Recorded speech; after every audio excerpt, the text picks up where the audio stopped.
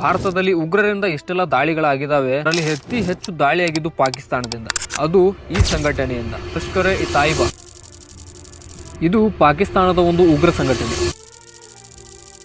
ಈ ಸಂಘಟನೆ ಹುಟ್ಟಿದಾಗಿಂದು ಇವ್ರ ಮೇನ್ ಉದ್ದೇಶನೇ ಭಾರತದ ಮೇಲೆ ದಾಳಿ ಮಾಡೋದು. 2001ರಲ್ಲಿ ಸಂಸತ್ ಭವನದ ಮೇಲೇನೆ ದಾಳಿ ಮಾಡಿದ್ರು.